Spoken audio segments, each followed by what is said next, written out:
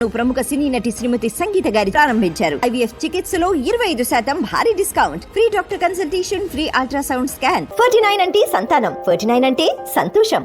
ఇప్పుడు ఏపీ బీజేపీలో ఏం జరుగుతుంది? బీజేపీ చీఫ్గా మాజీ ఆంధ్రప్రదేశ్ ముఖ్యమంత్రి నల్లారి కిరణ్ కుమార్ రెడ్డి అంటూ వార్తలు వస్తున్నాయి. పురంధేశ్వరికి చెక్ అంటూ వార్తలు. ఏం చెప్తారు? ఏపీలో బీజేపీ ఉందా? 8 సీట్లు వచ్చినాయిగా. అదే BJP be team, TDP be team ఉంది కదా. బీజేపీ కాస్త ఏపీలో టీడీపీ బీ టీం అయింది. ఓకే. ఆవిడ పురంధేశ్వరి గారు చంద్రబాబుకి సెక్రటరీగా పనిచేస్తుంది. మన టికెట్లు కూడా అంతా చంద్రబాబు అనుయులకి ఇచ్చేది కదా ప్రెసిడెంట్గా. అక్కడ అధిష్టానం దగ్గర ఏయో కథలు చెప్పేసేసి వీళ్ళు డబ్బులు ఖర్చు పెట్టగలరు, అది పెట్టగలరు, పార్టీకి ఇవ్వగలరు, ఏదో మొత్తానికి ఏదో మసిపూసి మారేడుకాయ చేసి కార్యకర్తలను కూడా అద్దెకి తీసుకొచ్చి వాళ్ళు ఇన్ఛార్జ్ వాళ్ళు వచ్చినప్పుడు వాళ్ళ ముందు ఈ అద్దెకి తీసుకొచ్చి కార్యకర్తలతోటి జై తెలుగుదేశం అనిపించి ఆ కాంబినేషన్కి మద్దతు తరపుడికి అంతా డ్రామాలు చేసింది. సో అది బీజేపీ అనేది ఇప్పుడు ప్రస్తుతం అక్కడ ఏం లేదు. కిరణ్ కుమార్ రెడ్డి ఏం చేస్తాడు? బీజేపీకి వచ్చి ఒక కాంగ్రెస్ నుంచి వచ్చిన పురంధేశ్వరి ఏం చేసింది? అంతకుముందు కాంగ్రెస్ నుంచి వచ్చిన కన్నా లక్ష్మీనారాయణ ఏం చేశాడు? ఇప్పుడు మళ్ళీ కాంగ్రెస్ నుంచి బీజేపీలోకి వచ్చిన ఇతను ఏం చేస్తాడు? సోమవీర్రాజు కూడా. వీళ్ళందరూ సోమవీర్రాజు అయినా పార్టీలో ఉన్నవాడు. వీళ్ళంతా కాంగ్రెస్ నుంచి పదవులు అనిపించి అక్కడ నుంచి వచ్చిన వాళ్ళే. కన్నా లక్ష్మీనారాయణ అక్కడ నుంచి వచ్చినాడు. టీడీపీ కాంగ్రెస్ టీడీపీ అక్కడ నుంచి ఇక్కడికి వచ్చాడు. ఈవిడ కాంగ్రెస్ అక్కడ నుంచి ఇక్కడికి వచ్చింది. ఇప్పుడు ఈయన కాంగ్రెస్ నుంచి టీడీపీ గతి లేక వీళ్ళెంతంత రాజకీయ ఉనికి కోసం ఎక్కడో ఒకటి చేరే బాపతులు ఎవరి పంతంలో చేరుతారు. వీళ్ళ వల్ల పార్టీ బాగుపడుతుంది, పార్టీ నాశనం అయిపోతుంది. ఇప్పటికే నాశనం అయింది. ఇప్పటికే బీజేపీ అనే దానికి ఉనికి లేకుండా చేసేసారు. చంద్రబాబుకు తోక పవన్ కళ్యాణ్ అంటే పవన్ కళ్యాణ్కి తోక బీజేపీ ప్రస్తుతం ఆంధ్ర రాష్ట్రంలో. బీజేపీ అంటూ దాని వ్యక్తిత్వాన్ని కోల్పోయింది. మన ఎన్నికలతోటే 8 సీట్లు ఉంటే పార్టీ ఎంత హంగామాగా ఉండాలి?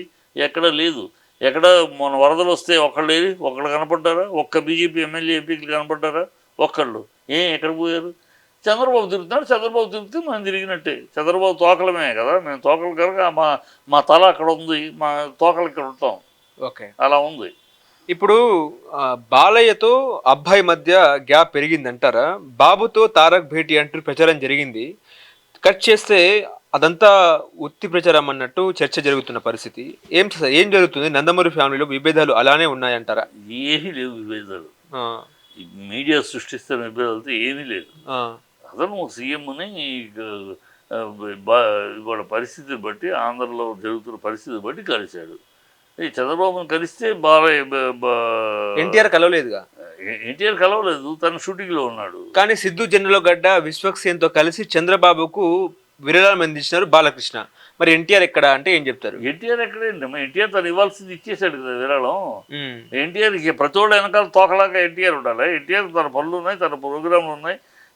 ఎవరు వెళ్తే వాళ్ళ వెనకాల ఎన్టీఆర్ తోకలాగా కనపడాలా? ఎన్టీఆర్ ఎక్కడ ఏం ప్రశ్న అది? ఎన్టీఆర్ ఎందుకు ఉండాలి? వాడు వెళ్ళాడు, ఇచ్చాడు. తను వెళ్ళాడు, తను ఇచ్చేసాడు. తన కార్యక్రమం ఏదైనా కార్యక్రమం ఉంటే కనపడతాడు. తన కార్యక్రమం వేరే ఏమి లేవు, రాజకీయాలు ఏమి లేవు. రాజకీయాలకి సంబంధం లేదు.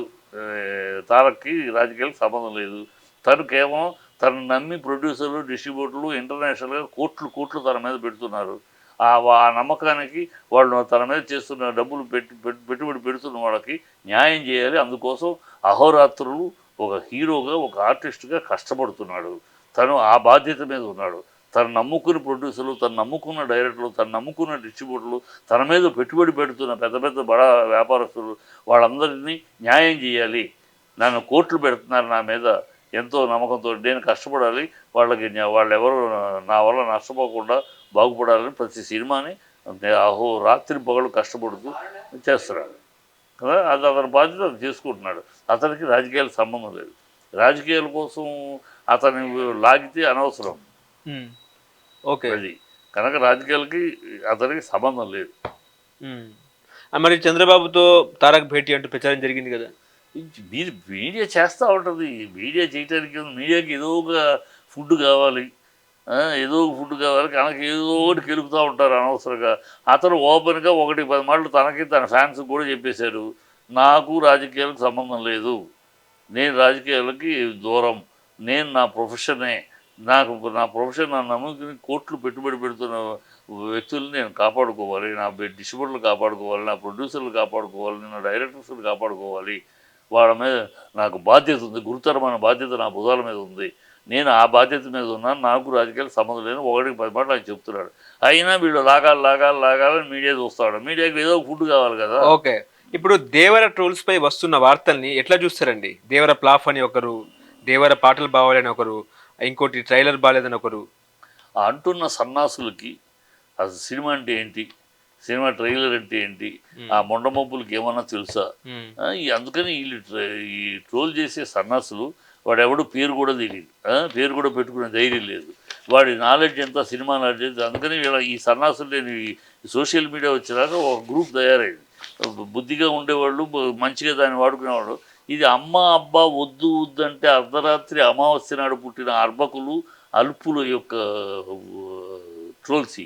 వాడికి ఏమి తెలుసు ఆ సినిమా అంటే ఏంటి, సినిమాకి అసలు టీజర్ ఎందుకు, ఎన్ని రకాల టీజర్ వస్తాయి, ఇంత పెద్ద మ్యాగ్నమోపస్ మూవీకి ఎన్ని రకాల టీజర్స్ వస్తాయి, ఎట్లా ఒక్కొక్క స్టెప్ బై స్టెప్ ఏ టీజర్ని ఎట్లా రిలీజ్ చేస్తాడు, వాడికి ఏమి తెలుసు, ఆ స్కీమ్ ఆఫ్ ప్లానింగ్ ఏమి తెలుసు వాడికి.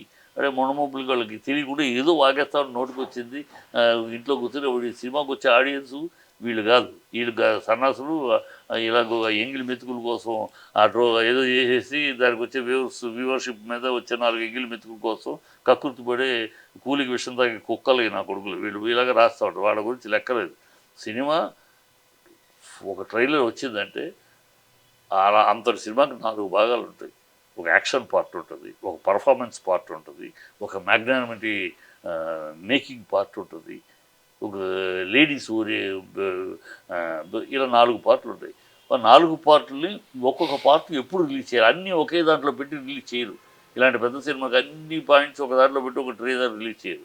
ఫస్ట్ టీజర్ ఒక యాక్షన్ ఓరియంటెడ్గా వచ్చింది, ఒక యాక్షన్ ఓరియంటెడ్గా ఫస్ట్ టీజర్ వచ్చింది.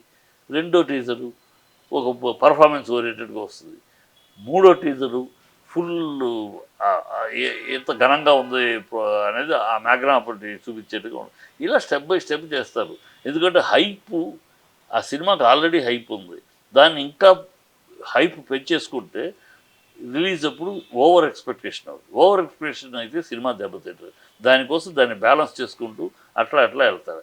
ఈ ముండమోపులకి సన్నాసులకి ఏది ఏ సినిమా ఏంటి, ఏ సినిమాని ఎట్లా ప్లాన్ చేస్తారు, ఎట్లా డిజైన్ చేస్తారు, ఎందుకు ఫస్ట్ టీజర్ ఓన్లీ యాక్షన్ ఓరియంటెడ్గా వచ్చింది, నెక్స్ట్ ఏమొస్తుంది, ఏ ప్లానింగ్లో ఇలా వచ్చింది, ఏమైనా తెలుసా వీళ్ళకి తెలియదు. ఏదో అవుతూ ఉంటారు సన్నాసులు, ఏమి తెలియని అడుగు తినే బాబుతుంది అంతే. వాళ్ళ గురించి వాళ్ళ టీజర్ గురించి అవసరం లేదు. ఆ cinema is going to be biggest hit. ఎందుకు అంటే ఒకటే simple reason, Koratala Shiva super హిట్లు 5 హిట్లు ఇచ్చాడు. ఆ తర్వాత ఒక్క సినిమాతోటి ఆ నిందంతా అతని మీద వేశారు. ఇండస్ట్రీలో ఉన్న ఆనవాయితీ ప్రకారం సినిమా సక్సెస్ అయితే హీరో నెత్తికి, ఫెయిల్ అయితే డైరెక్టర్ నెత్తికి వేసే అలవాటు ప్రకారం ఆయనకి వేసి. ఏం సినిమా అది ఫ్లాప్ అయింది? ఇది చిరంజీవి గారి సినిమా. ఓకే, అది అయింది. భోలాశంకర్ అంతకు ముందుది. ఓకే, భోలాశంకర్ ఇదే అది ఈయన ప్రొఫెసర్ ఏదో సినిమా కదమ్మా, రామ్ చరణ్ చిరంజీవి ఇద్దరు యాక్ట్ చేశారు. ఓకే, అది ఆ సినిమా పెద్ద ఫ్లాప్ అయింది. అదొకటే ఆచార్య ఒకటే ఫ్లాప్ అయింది ఆచార్య. మిగతా 5 సూపర్ హిట్లు. హిట్లన్నీ కూడా ఆయన కొరటాల శివది ఫ్లూక్ కాదు, కంటెంట్. ప్రతి దాంట్లో డైరెక్టర్ శ్రీమంతుడి సినిమా కానీ, భరతను నేను కానీ, జనతా గ్యారేజ్ కానీ బ్రహ్మాండమైన కంటెంట్ ఉంటుంది. ఆ కంటెంట్ తోటి ఒక క్రియేటర్, అతను క్రియేటర్గా హిట్లు ఇచ్చారు. ఒక సినిమా దెబ్బతింది, ఓకే, అది మోసేశారు అతను. ఆ కసితోటి ఉన్నాడు. ఒక క్రియేటర్కి కసి వచ్చిందంటే, కసి మీద కష్టపడుతున్నాడంటే 600 అయినా, అది వరదలో వానలో తుఫాన్లో రిలీజ్ అయిన సూపర్ హిట్ 100 రోజులు ఆడే సినిమాని తీస్తాడు. ఒక క్రియేటర్కి ఉండే బలం అది. ఒక క్రియేటర్కి ఆ కసి ఏర్పడిందంటే ఎట్టి పరిస్థితుల్లో ఏమైనా సరే ఆ సినిమా హిట్ అవ్వాల్సిందే, అంత కష్టపడతాడు. ఆ కసితోటి చేస్తున్నాడు కొరటాల శివ. ఎట్టి పరిస్థితుల్లో కొరటాల శివ చేస్తుంది. అందుకు తగినట్టు performer. Is not just hero. Tarak is not just a hero like all other. Is a performer. ఆ క్యారెక్టర్లోకి దూరతాడు, క్యారెక్టర్లో కష్టపడి పనిచేస్తాడు, ఆ ప్రాణం వదిలి పనిచేస్తున్నాడు ఆ సినిమాకి. వాళ్ళిద్దరు ప్రతి ఫ్రేము ప్రతి షార్టు 16 సార్లు ఆలోచించి దాన్ని చెక్కినట్టు, శిల్పం చెక్కినట్టు చెప్పుకుంటూ వస్తున్నారు. కాబట్టి ఆ సినిమా ఖచ్చితంగా గ్యారంటీ హిట్ కొట్టే సినిమా అది. దానికి ఆ, వేరే సెకండ్ థాట్ లేదు, అది గ్యారంటీ. అందుకే అంత కష్టానికి భగవంతుడు ఆశీర్వదిస్తాడు ఖచ్చితంగా. ఖచ్చితంగా అంత కష్టాన్ని భగవంతుడు ఆ, ఆశీర్వదిస్తాడు. ఎంతోమంది దాని మీద వాళ్ళ జీవితాలు ప్రాణాలు పెట్టున్నారు. అలాంటి సినిమాని ఈ సన్నసులకి ఏమో పోయేది ఉందో ఏదో అవుతూ ఉంటుంది. సినిమా చూసి మాట్లాడితే నేను ఇస్తాను. నేను ఆచార్యం గురించి మాట్లాడినప్పుడు కూడా సినిమా చూసి మాట్లాడాను. సినిమా చూసి మీరు చెప్పండి, మంచి చెడు బాగలేదు, ఆడుతుంది మీ ఇష్టం. సినిమా చూడకుండా ఒక ఫామ్ చూసి ముండమొబ్బులకి ఏమి నాలెడ్జ్ ఉందని, మహామహా పండితులకే ఏ సినిమా ప్రజలు ఆదరిస్తారో తెలియదు. యూట్యూబ్లో కూర్చుని సొల్లు కబుర్లు కొట్టే ఈ రావుడు ఏమి నాలెడ్జ్ ఉందని మాట్లాడతారు. ఓకే, అది సొల్లువాగుడు అయ్యేది.